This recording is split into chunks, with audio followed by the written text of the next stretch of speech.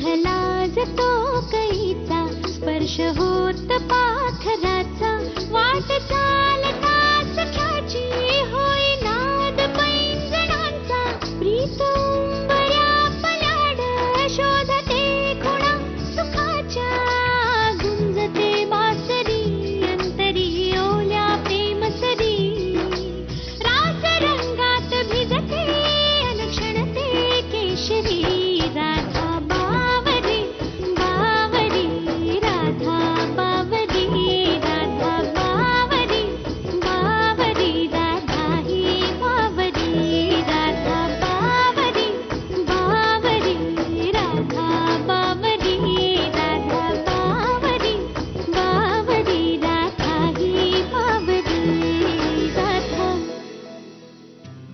Doctor Kedar, प्रत्येक माणसाचे आपापले कम्फर्ट झोन असतात. तुम्हाला माहीतच आहे. लोक तुम्हाला लाजाळू म्हणत असतील, मला हट्टी म्हणतात, पण ते तसंच असतं आणि त्याची कारणंही आहेत. शिवाय प्रत्येकाचं आयुष्य वेगवेगळं असतं. म्हणून लग्न करायचं तर आधी दोन माणसांची मनं जुळायला लागतात. एकत्र आयुष्याविषयीच्या त्यांच्या कल्पना जुळायला लागतात. रिलेशनशिपमध्ये विश्वास हवा. डॉक्टर केदार, या सगळ्याविषयी विचार करण्यासाठी सुद्धा माझ्या मनाची तयारी नाहीये. माझ्या आपल्या कारणांसाठी. पण मी थांबेन. मी वाट पाहीन. पण नाही नाही, मी तुम्हाला लग्नाचं प्रॉमिस वगैरे द्यायला नाही सांगत आहे. वाट पाहीन. त्याची वेळच येणार नाही. कारण तुम्ही असं डिप्रेस होणं, गोळ्या घेणं, उदास राहणं सोडलत ना की तुमचं एका छानशा मुलीशी लग्न होईल. तुम्ही पुन्हा अशा गोळ्या वगैरे घेणार नाहीत हे प्रॉमिस करा मला.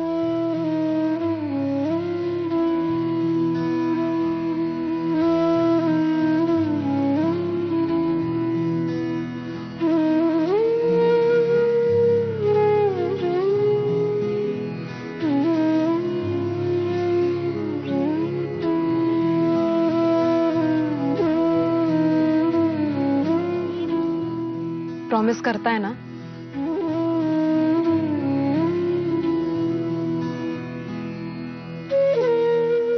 तुम्ही म्हणताय म्हणून करीन प्रॉमिस. कारण इतक्या प्रेमाने आणि इतक्या सॉफ्टली मला आजपर्यंत कोणी सांगितलंच नाही हो. माझी आई फक्त बोलायची माझ्याशी. कम ऑन डॉक्टर केदार, आपलं काय ठरलंय? अशा लहान सहान गोष्टींनी खचायचं नाही. मी रडतीये का? माझी आई तर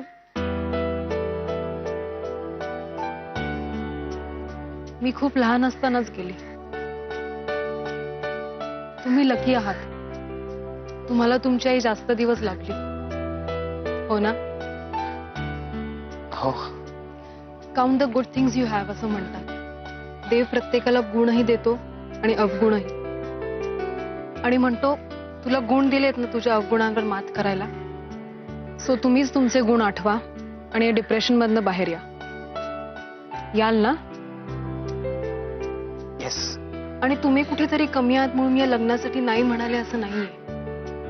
मी माझ्या स्वतःच्या कारणांसाठी नाही म्हणतेय हे लक्षात ठेवा. तुमचे सूर जिच्याशी जुळतील अशी मुलगी तुम्हाला नक्की भेटेल.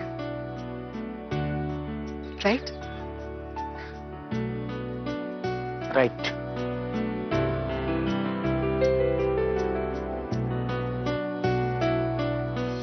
अरे अरे अरे, तासभर काय बाहेर गेलो तर केवढा गोंधळ घातला. दादा, अहो गोंधळ काय घातला त्यात? राधा म्हणाली असं होतं काही जणींना. आता मोठ्या वयातली प्रेग्नन्सी भीती वाटणारच ना. अरे पण ह्या केदारला अक्कल नाहीये का? ती राधा आली नसती तर केवढ्याला पडलं असं ते. हे बघ, अरे गाढवा, अरे रंजूच्या बाळणपणाच्या काळा या फसव्या आहेत, ते तुला डॉक्टर असूनही कळलं नाही.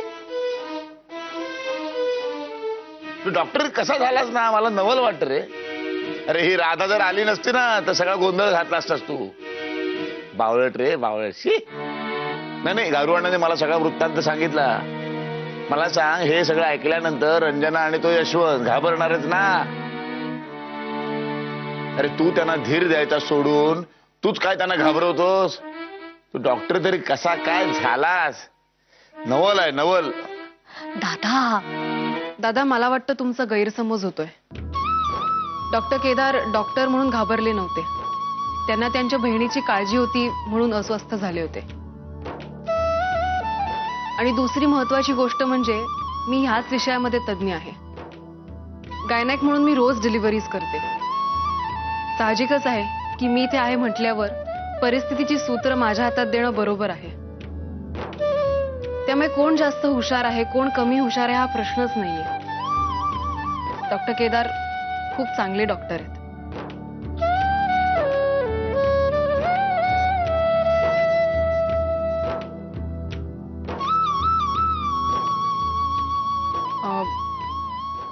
सौरभ नाहीये का घरात? इनफॅक्ट माझं त्याच्याकडेच काम होतं. सौरभ ना, तो नाही आहे, तो बाहेर गेलाय. ओ ठीक आहे, मी निघते. त्याला सांगा मी येऊन गेले. सांगतो हा, सांगतो. आणि पुन्हा अशी वरचेवर येत जा घरी. काय सीमा हिटलर घरातला गेलाय पुण्याला माहेरी, त्यामुळे तुझी इथे परीक्षा घ्यायला कोणीही नाही. तू येत जा वरचेवर, बरं वाटतं आम्हाला.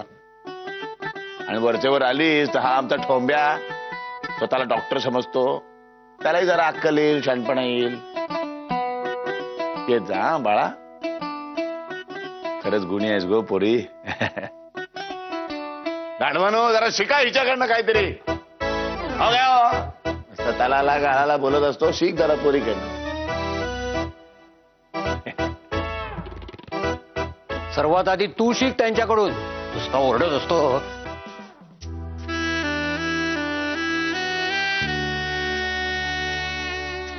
येते मी. या. येते.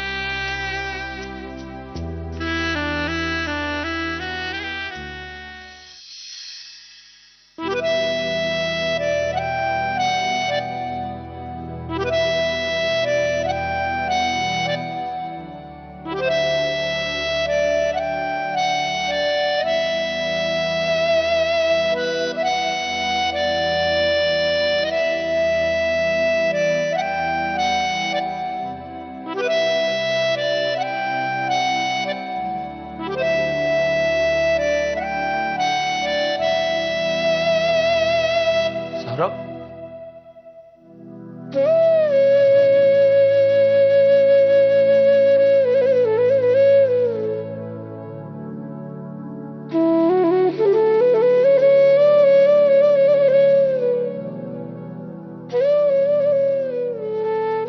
अहो काय विसरला हो काय? तुम्ही जाय होता ना, मग परत कसे आला? हो, मी तुम्हाला मगाशी म्हटलं ना की मला सौरभशी जरा बोलायचंय. तुम्ही न्याल मला त्याच्याकडे? सौरभला भेटायचा ना? चला ना, मी नेतो ना तुम्हाला.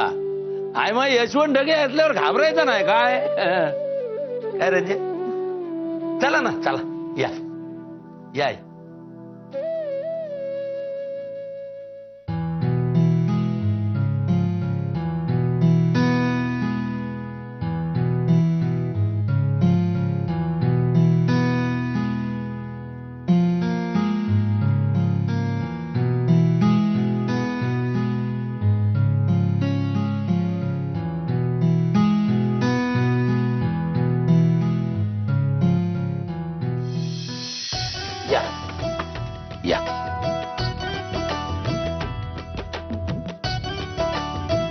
हा आमच्या केदार आणि सौरभचा रूम.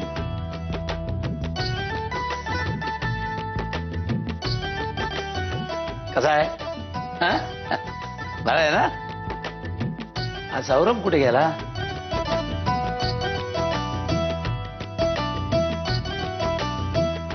वॉशला गेला असेल, लगेच येईल. तुम्ही बसा ना.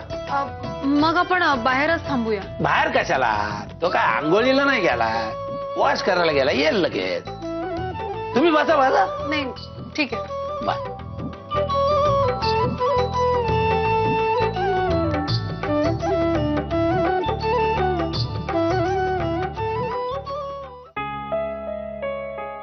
चांगली संधी होती बोलायची.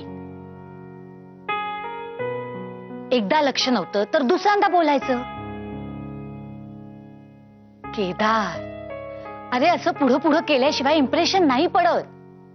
बोलायचं ना जरा आपण होऊन. विचारायचं तिला घरी सोडायला येऊ का, किंवा आज लंचला बाहेर जाऊयात का, फिल्म बघूयात का. असं खुम्यासारखा का बसतोस? अरे पण तिने मला स्पष्ट सांगितलंय की तिला लग्न करायचं नाहीये माझ्याशी. मग हे सगळं करण्यात काय पॉइंट आहे? माझ्यासाठी हा विषयच संपलाय. वेडायस का तू? असं नसतं रे मुलींचं. मला एक गोष्ट सांग, तिला जर तुझ्याशी लग्न करायचं नाहीये तर ती सारखी सारखी आपल्या घरी काय येते?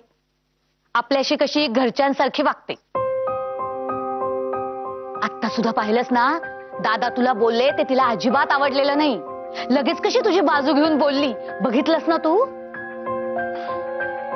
हो, म्हणून मी थँक्यू पण म्हणालो, पण लक्ष नव्हतं तिचं.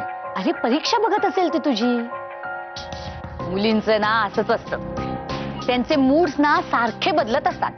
कधी त्यांना आपल्या नवऱ्यानी स्वतःच्याच तोऱ्यात राहिलेलं आवडतं, तर कधी आपल्यासाठी पागल झालेलं आवडतं.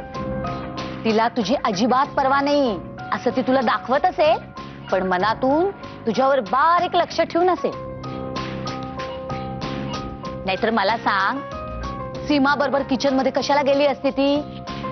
मी शिकेन असं का म्हणाली असती? अरे ती तुला पडताळून पाहतीये. अरे राजकन्येला मिळवायचं असेल ना, तर राजपुत्राला 7 समुद्र पार करून जावंच लागतं. संकटाशी सामना करावा लागतो, राक्षसाशी मारामारी करावी लागते. पोपटात असलेला राक्षसाचा जीव घेऊन त्याला ठार मारलं की मगच राजकन्या राजपुत्राला वरमाला घालते.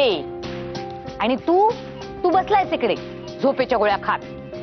अरे पटाव लड़की को, वरना मैं तेरी बहन नहीं और तू मेरा भाई नहीं. वत्सा तुझं कल्याण हो. बाकी डॉक्टर राधा, तुम्हाला मानला आपण. अरे आमच्या सासरे बुवांना तुम्ही काय बोललात, म्हणजे योग्य ते आणि थोडक्यात बोललात. म्हणजे काय, आयमा यशवंत डगे तर खुशच आहे तुमच्यावर. आईच्या ना आपण अशा माणसांचा लय रिस्पेक्ट करतो. आज तुम्ही हॅट्रिकच केलात ना डॉक्टर राधा. अहो माझ्या रंजीला वाचवलात, त्या केदारची बाजू घेतलात, आणि हा सौरभ अजून कसा नाही आला? बहुतेक आंघोळच करून येणारचा वाटतो. पण तुम्ही काळजी करू नका, टेन्शन घेऊ नका. आमचा सौरभ आहे ना लहानपणापासूनच लाजाळू. बाहेर मस्ती करेल, मस्करी करेल, पण घरात एकदम लाजाळू. तुम्हाला आता सांगू रे, म्हणजे गंमत सांगतो त्याची. अहो इतका लाजाळू आहे, आंघोळ करताना सुद्धा पूर्ण कपड्यात आंघोळ करतो.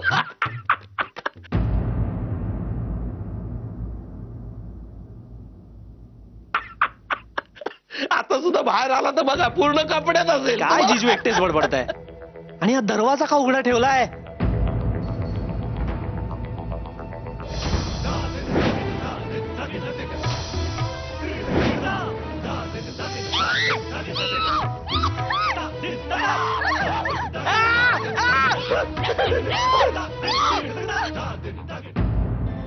गार्गी,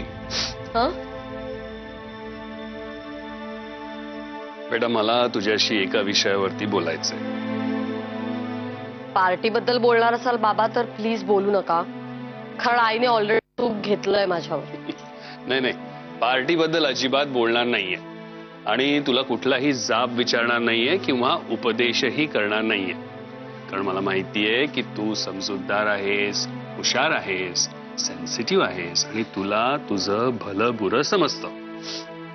पण कसं आहे ना बेटा, तू माझ्यापेक्षा लहान आहेस ना, म्हणून कधी कधी योग्य काय अयोग्य काय हे कळताना गल्लत होते. मला तुला फक्त हे विचारायचं आहे की तुझा तो नवीन मित्र आहे ना ऋषी, ऋषी नाव आहे ना त्याचा, तो कसा आहे, काय करतो, त्याचं करिअर काय आहे? हे सगळं विचारायचा अधिकार आहे का तुम्हाला बाबा? माझ्या आईला फसवताना तुम्ही केला होता योग्य काय अयोग्य काय याचा विचार? गार्गी बेटा, तू काय बोलतेस हे? का आश्चर्य का वाटतंय? मी तुमच्यापेक्षा लहान असले तरी आता लहान राहिलेले नाहीये बाबा. माझ्या आईचं दुःख बघत बघतच मोठी झाले मी. लग्न आईशी आणि रिलेशन त्या राधाच्या आईशी. आय हेट यू बाबा, आय हेट यू.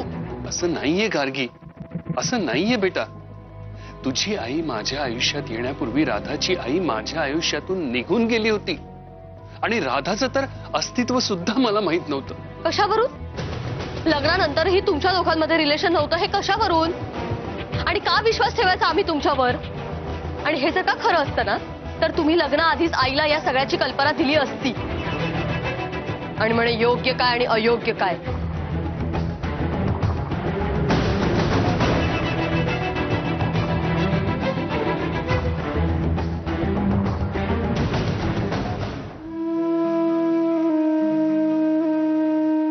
गार्गी, तुझं माझ्याबद्दल जे मत झालंय ते फक्त वेदनेतून निर्माण झालंय.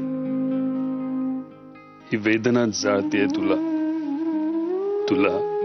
मला, सरिताला आणि सगळ्यांनाच.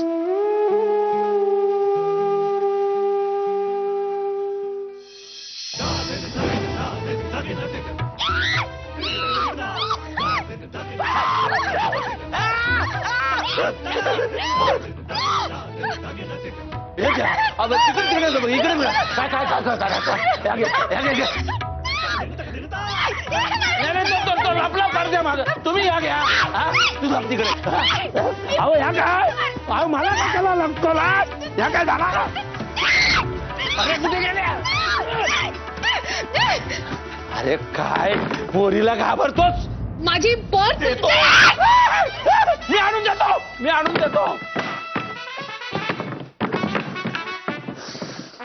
जिजू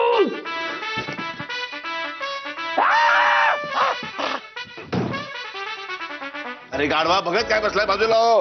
अरे दातखीळ बसले का? पोरीला काय झालंय? मग परकेची पोर आपल्या घरामध्ये आली बघायला नको? कसला डॉक्टर तू? नाडी तर बरोबर चाललेली आहे. बघू जरा. बघू जरा. दादा दादा आकर, आकर, आकर. दादा आम्हाला बाहेर जायचं जरा खूप महत्वाचं मला काम आहे. जरा तपास चला, घे. चला, चला, चला.